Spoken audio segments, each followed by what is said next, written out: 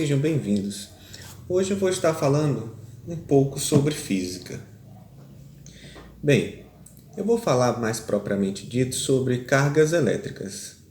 Eu não posso falar desse assunto sem antes contar um pouco da história. Então, o que nós vamos ver hoje é um pouco da história sobre cargas elétricas. Nós vamos conhecer alguns estudiosos que fizeram algumas descobertas. Então, vamos lá? Vem comigo. Pronto, agora com o jaleco eu já posso falar desses caras que fizeram algumas descobertas. Você já deve ter ouvido falar sobre Tales de Mileto. Vamos conhecer um pouco da história dele? Vamos lá.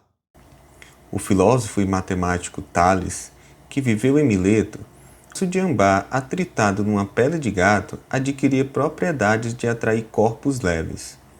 A palavra eletricidade tem sua origem do grego elektron, que significa ambar. Ambar é uma resina de árvore na forma petrificada. Como vimos, nossos antepassados sabiam que um bastão de ambar, quando atritado em um pedaço de lã ou algodão, adquiria a propriedade de atrair pedaços de folhas secas.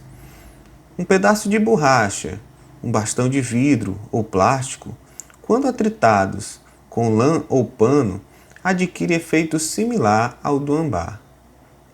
Tal efeito é conhecido por estática.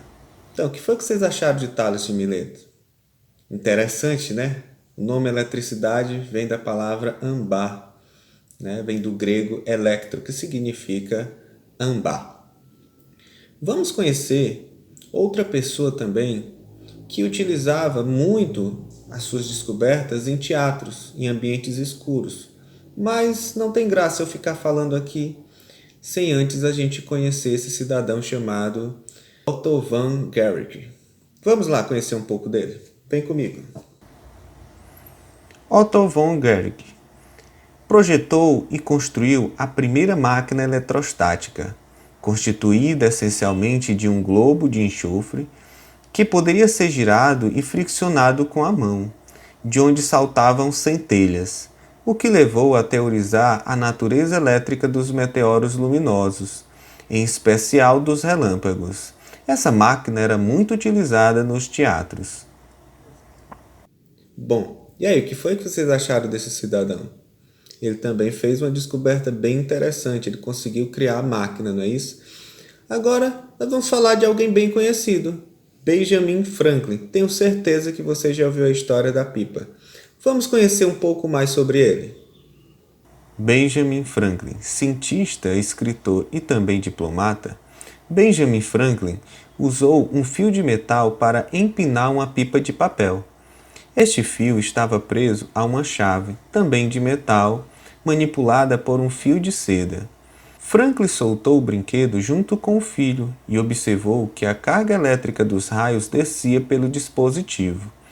A perigosa experiência, realizada em 15 de junho de 1752, comprovou à comunidade científica da época que o raio é apenas uma corrente elétrica de grandes proporções. Como cientista voltado à praticidade e à utilidade de suas descobertas, Franklin demonstrou ainda que as hastes de ferro ligadas à terra e posicionadas sobre ou ao lado de edificações serviriam de condutores de descargas elétricas atmosféricas. Estava inventado para raios. Além disso, a denominação cargas positivas e negativas é também atribuída a Benjamin Franklin. E aí, o que foi que vocês acharam de Benjamin Franklin? Muito interessante. O para-raio, não é isso? E a denominação carga positiva e carga negativa são todos atribuídos a Benjamin Franklin. Mas ainda falta uma pessoa que eu quero que vocês conheçam. O nome dele é Alessandro Volta. Vamos conhecer um pouco da história dele? Vamos lá. Alessandro Volta. A invenção que mais lhe trouxe créditos foi a pilha elétrica em 1800. Ele causou uma enorme agitação no mundo científico quando empilhou discos alternados de zinco e cobre, separando-os por pedaços de tecidos embebidos em solução de ácido sulfúrico. Esse aparelho, que produzia corrente elétrica sempre que um fio condutor era ligado aos discos de zinco e de cobre das extremidades, passou a ser chamado de pilha de volta. Então, gente, e aí, o que foi que vocês acharam da invenção do Volta? Muito interessante. Então, eu quero que vocês lembrem-se que esses caras, mesmo sem muito conhecimento, eles conseguiram fazer grandes descobertas. Nesse período, ainda não se conhecia o átomo, não se tinha ideia de como que era o átomo.